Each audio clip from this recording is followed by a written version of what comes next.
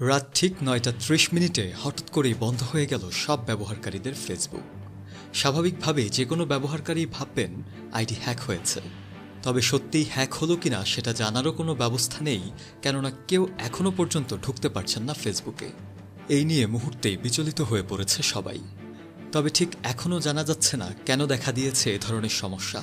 তবে এটুকু নিশ্চিত করা গেছে যে এটি কোনো ব্যক্তির সমস্যা নয়, বরং সবাই একই জটিলতার মধ্য দিয়ে যাচ্ছে।